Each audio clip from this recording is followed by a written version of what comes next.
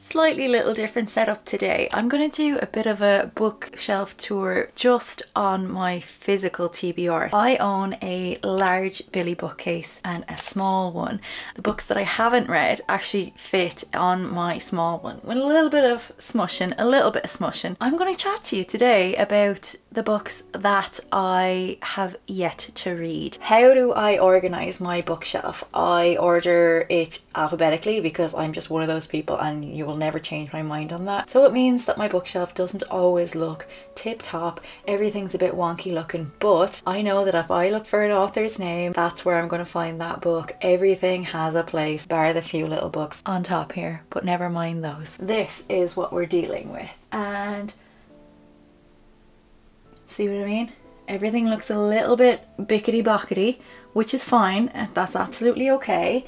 And everything is alphabetical, done by author, bar those couple of books that don't quite fit and are just left on top.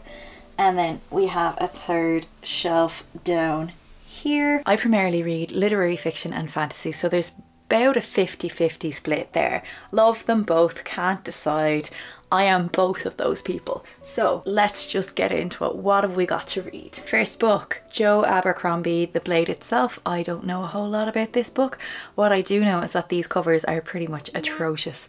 I think they're horrible.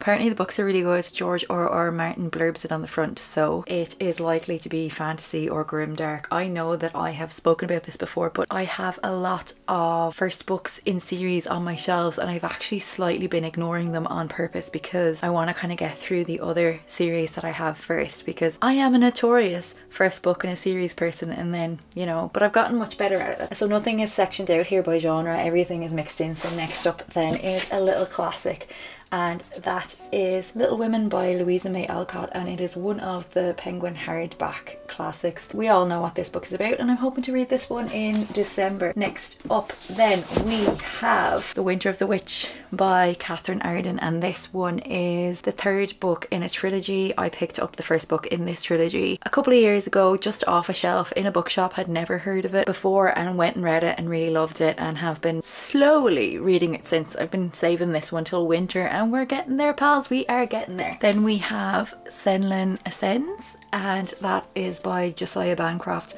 and there's definitely a bit of Tower of Babel going on in here, and again it is a fantasy, I believe. Next up then we have a couple of Leigh Bardugo books. So we have King of Scars and Rule of Wolves. I'm not even sure which one comes first, but I'm currently reading the Six of Crows duology and have finished Six of Crows, and these will be coming then after that. Next up then, a book that I will probably read in October. I threaten to read this one every year. It's a middle grade and I still haven't read it. I know. So it is The Girl Who Drank the Moon, and it's by Kelly Barnhill. This book is, as I've mentioned, a middle grade, and it's supposed to be really cute, really nice. I really look forward to picking it up.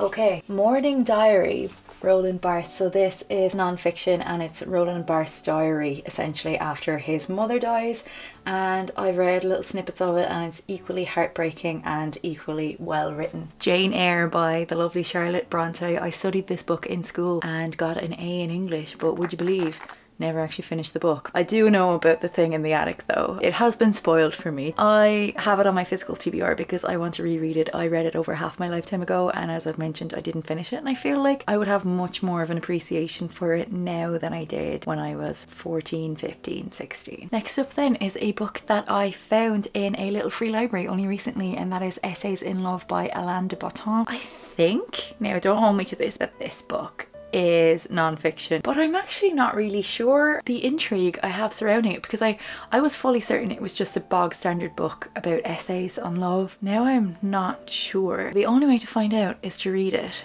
sometime, hopefully not too far in the distant future. Then we have Heroes and Villains by Angela Carter, and I have been on a bit of an Angela Carter buzz lately. I've been working my way through her books, and that is the last one that I have on my shelves of hers. Eleanor Catton, The Luminaries. It is a chunk, and I've been threatening to read this one for such a long time.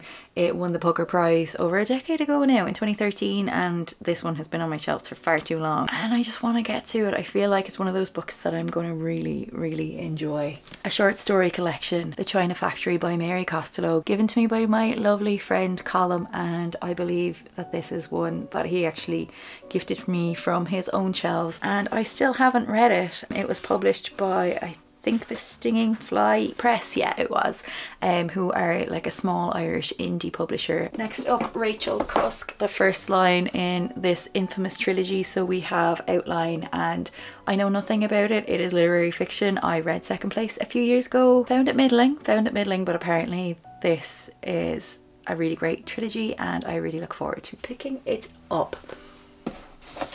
And then another one that I've had on my shelves for quite some time, Her Majesty's Royal Coven by Juno Dawson, and this one has been sitting here for ages, and the reason I probably haven't picked it up, excuse the light, is that it is quite big. I hate these big editions.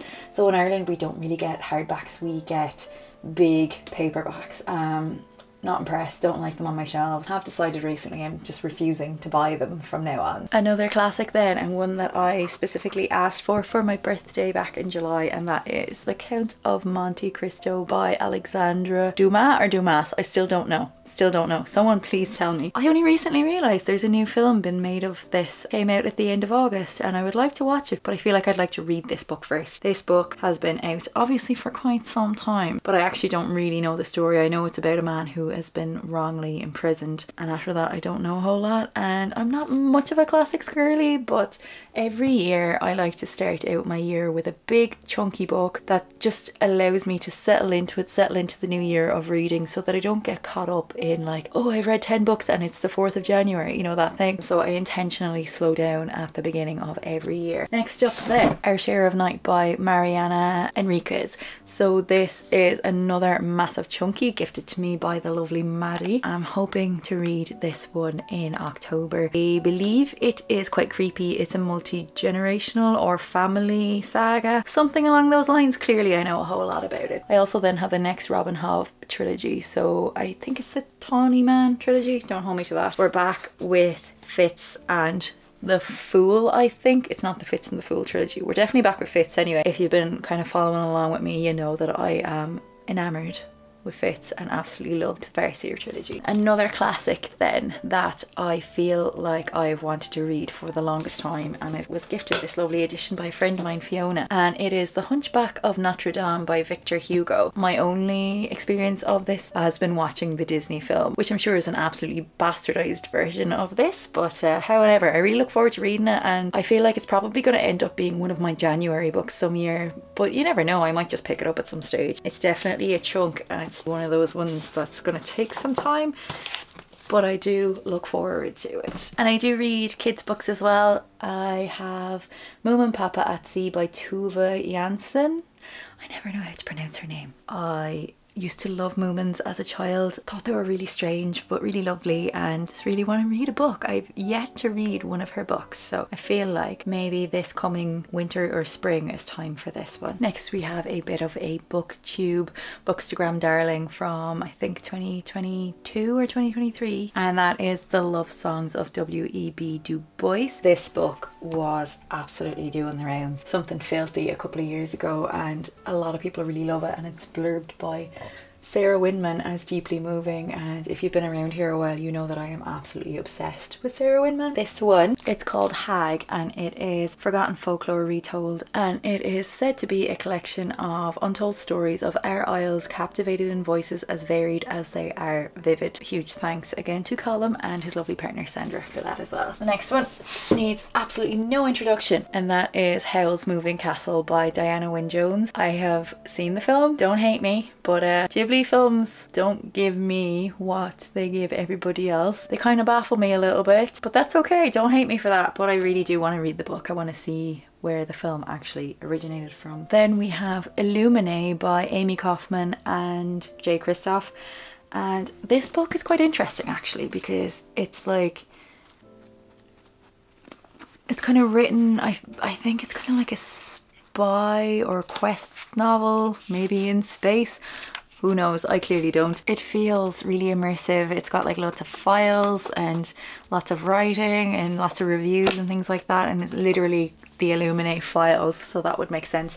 I did read a J. Kristoff book, Nevernight, something along those lines, last year. Didn't rate it, didn't continue with the series, so who knows. Next, a book that apparently I got for €1, which I think is a pretty great investment.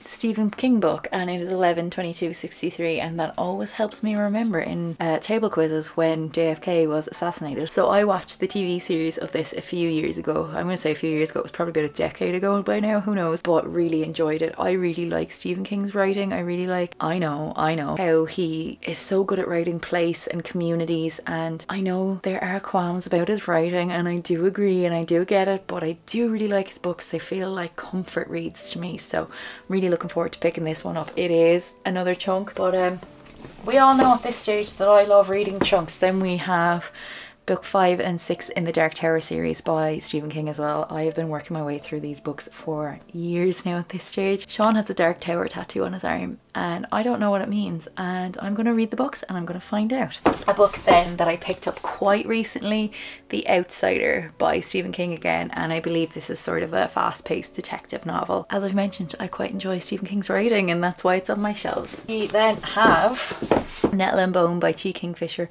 I have tried to listen to a couple of T. Kingfisher's books on audio and haven't quite gelled with them and didn't finish them. Now, I believe it may have been a right book, wrong time sort of occasion, so who knows, but I'm hoping to pick this one up in October. There's definitely something to do with a chicken in it. I've heard lots of that. I still don't remember what it's actually about. This is T. Kingfisher's best known work, I would say, and seems to be really well loved, so I'm going to read it and see what the story is with it. Next up then is a Japanese classic, and it is out by Carino, and I believe this is about a woman who snaps and kills her husband. Maybe she wasn't wrong to do that. I actually don't know.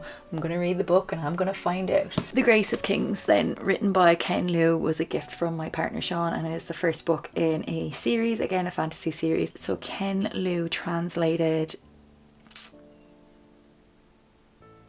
like a Chinese sci-fi. Anyway, I'd like to read some of his own original writings, so Grace of Kings. Again, it's the first book in a series, so I don't really want to read it right now. I want to get through some of the other series that I have on the go. And speaking of other series that I have on the go, two that need absolutely zero introduction, and that is A Court of Frost and Starlight and A Court of Silver Flames. And to be honest with you, I'm not feeling super encouraged to read them after having read the first three, but here we are, they're on my shelves and I'm going to read them. We also have House of Earth and Blood by Sarah J Maas, and this is the first book in another series, so we won't be touching this one for quite some time. A nice literary fiction then, and we have Rainbow Milk by Paul Mendes. I believe this is a book that explores identity and sexuality, and it's about a black man as well, so I'm really looking forward to this. I just really want to be in the mood for it when I pick it up, so that's why I've been putting it off. And then of course we have The Sailor Who Fell from Grace with the Sea by Mishima, and this was actually on my TBR for last month and I didn't get around to it, which I'm a little bit annoyed about, but I'm working on it, pals. I'm working on it, okay? Mary Oliver's Devotions. I love poetry and I love Mary Oliver, and I was reading this book last year, and for those of you who aren't here since last year, I had two really old dogs and they both passed away last year, but as I was reading this I came across a poem and I stopped reading it then because I just didn't have it in me. And the poem itself was called Little Dog's Rhapsody in the Night, Percy 3. He puts his cheek against mine and makes small expressive sounds, and when I'm awake or awake enough, he turns upside down, his four paws in the air and his eyes dark and fervent. Tell me you love me, he says. Tell me again. Could there be a sweeter arrangement? Over and over he gets to ask it, I get to tell. I actually stopped reading this book at that point because it sort of broke my heart, and I know that Mary Oliver has a collection called Dog Songs, which is about dogs, and I do really want to pick this back up because I absolutely love her work. Speaking of poets, another one, Sylvia Plath's selected poems. I reread Ariel recently and wasn't enamored with it in the way that I used to be when I was younger, so we'll see how we get on with this one. Next up then we have Utopia Avenue by David Mitchell. It's another one of those tall paperbacks that I hate, and it's quite chunky as well. I know nothing about this, but I know that Cloud Atlas was probably one of the greatest books ever written, and that's good enough for me. Okay, yes, another classic. We have Beloved or Beloved, one of those by Toni Morrison. I've actually seen this on a lot of of horror list recommendations. So it's not quite maybe what I was expecting. I really know very little about it and I'm okay with that, and I really look forward to picking this up. I still haven't read any Morrison. I know, shame on me, but we're working on it, pals, we're working on it. Next up then is another book that I have found in a little free library, and that is Hearts and Bones by Niamh Mulvey, who is an Irish author. It's a literary fiction book. I don't know much about it otherwise, but I know that it is quite well regarded. Next up then we have a book that I have been, I'm gonna say working my way through, but I stalled on it last year and haven't picked it up since, and that book is The Wind Up Bird Chronicle by Murakami. I think I've gotten about halfway through and I put it down as a soft DNF, knowing that I would eventually pick it back up. I just find it quite dense and strange, and I was finding it was maybe kind of not suiting my mood at the time, but I do feel it calling to me again lately, so I might pick it up again soon, and I hope that I can just kind of pick up where I left off and not have forgotten everything. So say a little prayer for me. Then we have a young adult book, and it is a fantasy, and it's called The Prison Healer, and it's by Lynette Noni, and this book is a book that I bought for a book club but never actually read it and never actually went to the book club, so you know, I don't know anything about it. Are we noticing a trend here? Then we have A Deadly Education by Naomi Novik, and this book is the first book in, I think, a trilogy, and it's about students in a school that's very deadly and they are learning to sort of hone their magic, but it's very dangerous. I did start to listen to this on audiobook but felt that maybe I would prefer to actually read it physically. Another Naomi Novik then, we have Uprooted, and I don't actually know what this is about. I feel like I've said that 4,000 times already. I really liked that one that was kind of set in ice, and there was like an ice king. I can't remember the name of it. I read it last year or the year before, really enjoyed it, and have heard this kind of is of a similar caliber, so just want to read it. Another book then that has been on multiple TBRs, and that is The Girl Who Fell from Grace Beneath the Sea. No, that's absolutely not. That's The Sailor Who Fell from Grace Beneath the Sea. This is The Girl Who Fell Beneath the Sea, and this is based on Korean lore, Korean mythology, and I just have yet to pick it up, but the cover is beautiful. I hear it's really fantastical. I've heard good things about it, so I do want to get around to it. Next up is a book that was my mother's, and she started reading it. It was The Thursday Murder Club by Richard Osman, and she didn't really like it, so I said, here, give it to me, don't get rid of it, I'll read it, and I still haven't read it, so yeah. A book then that I got secondhand based on my partner's recommendation, and that is A Tale for the Time Being by Ruth Ozeki. I know nothing about it. Nothing. And then we have a book that was recommended by Emmy on her channel, and I remember her loving this, and it is Snow by Orhan Pamuk. It's a nice surprise when I go to my bookshelves because I don't know what any of the books are about apparently. Then we have a book, I believe written by an Australian author, please don't hate me if I'm wrong, and that book is She Who Became the Sun, and I really want to read this, but again, it's the first book in a series and I don't want to start another series till I get through some of the other ones that I've been working on. And if you know anything about me, you know that I give a very rare 5 stars, but I gave 5 stars to this book's predecessor. So the book that's still on the shelves to be read is The Subtle Knife, and it is part of the Northern Lights trilogy by Philip Pullman, and I am absolutely dying to read it, and I don't know why I haven't. I gave Northern Lights 5 stars. I don't give 5 stars very often. I have 13 5-star books on my Goodreads since the start of 2018, and I read quite a few books since then. I don't know why I haven't picked this up, but I read Northern Lights coming into New Year's a few years ago, and I think I might pick this one up kind of that week between Christmas and New Year's this year. A book then that I am 100% going to read next month, and that is Interview with the Vampire by Anne Rice. I've never seen the film. I believe there's a TV show. Obviously haven't seen that either because I don't even know if it exists, and I'm very much looking forward to reading it. I've heard very good things about it. Then I have a book of scripts, and it is the scripts of Normal People. Normal People, 5 stars. I don't care what you think about it. I gave it 5 stars. I loved it. Criticize it all you want. I don't care. It's not going to change my feelings on it. And I've watched and loved the TV show and want to read the scripts as well. And then we have a book from an absolute lord of fantasy, and that is a book by Brandon Sanderson. It is The Final Empire, so it's the first book in the Mistborn trilogy, but I'm going to wait a while because I'm currently working my way through the Stormlight archives, trying to catch up before we get to December and the 5th book in that series is released. I was then gifted one of the Secret Project standalones from Brandon Sanderson, and that is Yumi and the Nightmare Painter, and my partner gifted me this and said that I will really enjoy it, and I'm really looking forward to it, but I don't want to read it yet because I want to get through the Stormlight books, as I've just mentioned. Next up then is a bit of a mistake. Bear with me. So I read the first book in this trilogy, A Darker Shade of Magic by V.E. Schwab, and this is the 3rd book in that trilogy. I accidentally picked up the 3rd book and not the 2nd book, so obviously I can't read the 3rd book until I get the 2nd book, but I also don't want to buy books at the moment, so it's just sitting in limbo there for a while. Something that some of you might find quite surprising to have on my shelves is Macbeth by Shakespeare. I have never read this story. I don't know what it's actually about. I don't know anything about it, but I really want to read it, and it's quite short, and I do struggle with Shakespeare's language, but it's quite short and I feel like I can manage if I take it slow. The beginning of yet another series, The Bone Season by Samantha Shannon. So I loved The Priory of the Orange Tree, felt slightly less impressed but still impressed by A Day of Fallen Night, and this is her sort of earlier really popular series. Is the first book, and again I don't want to start any new series just yet. And then I have the 2nd book in a series because I have the first one on my Kindle. The first one is The X-Hex by Aaron Sterling even, and the next one then is The Kiss Curse. So I can't read this obviously until I read The X-Hex, which might be one for October. Bear with me on that. Look, we all know I like to say I'm going to read stuff and then put it off for a few years, so yeah. Next up then is another book that I believe is part of a series, and that book is The Daughter of the Moon Goddess by Sue Lynn Tan.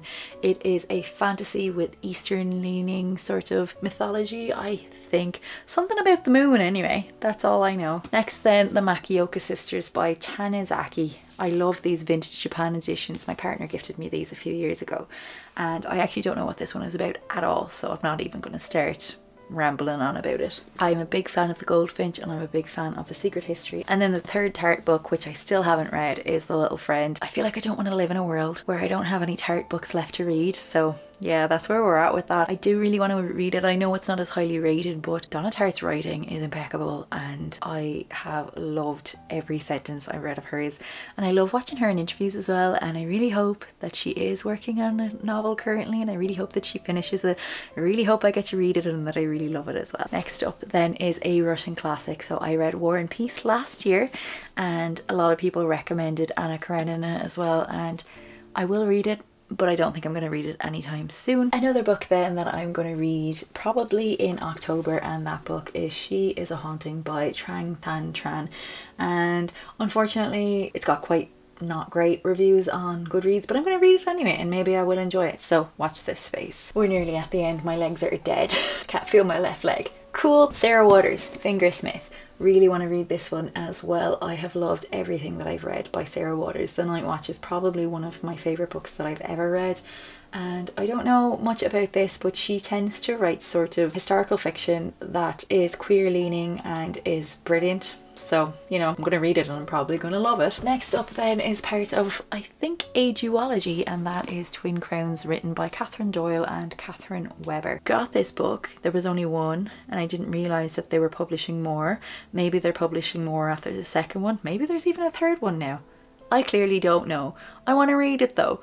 You know, when I'm in the mood for kind of like a younger leaning fantasy, I'll give this one a go. And then we have another bit of a fantasy chunk, and it needs no introduction. It's Iron Flame by Rebecca Yarros. I read the other one, what's called Fourth Wing. I quite enjoyed it at the time, and with hindsight I feel there are things that the author could have done differently. She is writing about a main character that clearly has a connective tissue disease, which is something that I live with, and I just loved and ate up that there was representation of that, but she never actually mentioned Ehlers-Danlos syndrome. I feel like she had a lot of power there to name the disease and to speak about it in a way that was a bit less like, oh, I'm going to push through my pain and I'm fine and I'm a warrior. Actually, in hindsight, that's a really harmful way to speak about an illness. Yes, I'm going to read this one because it's on my shelves. And then we have the 2 most recent editions, and one is a thriller and one is, I don't even know. So one is Pretty Girls by Karen Slaughter, and I saw it recommended by Elias on his Brat video, and it just sounded like something I might want to read. I never have thrillers on my shelves, and sometimes I'm just in the mood for them. I do believe that this one is quite morbid and is quite brutal, so we'll see. And then the last book is a book called The Way of All Flesh, and it is by Ambrose Parry. I do think that this is part of a series, but I'm going to read this in November because this book is set in Edinburgh in Scotland, and myself and Sean are popping over to Edinburgh for about 5 days in November, and I just wanted to find a book that was set in Edinburgh that I could read and enjoy while we are there. So this book did seem to fit that bill, so now I'm going to read it and I'm going to tell you about it on the internet at some stage. There are also 2 other books that I haven't mentioned. So one was Crooked Kingdom by Leigh Bardugo, so that is on my TBR for this month. I've just finished Six of Crows again, and the other book is A Far Wilder Magic by Alison Saft. So they are not actually on my shelves because I keep my TBR separate, so I know what I'm supposed to be reading any given month. Whether I do or not is another story. So friends, that should have been 72 books, I think. Please don't count because I'm not fully certain on that. That is everything that I still have on my physical TBR. Let me know in the comments below if you've read any of these books, what you thought of them, if I need to prioritize anything immediately. Let me know how you're doing. What are you reading? What's on your physical TBR? How many books do you have on your physical TBR? Are you ashamed of the number like I am? I have been working on it. And that's it, friends. Thanks so much for watching. If you want to see more from me, you want to see how I get on with these books, don't forget to subscribe. Otherwise, I really appreciate your time, your energy and your efforts. Thanks so much for watching, and I will talk to you soon. Bye bye.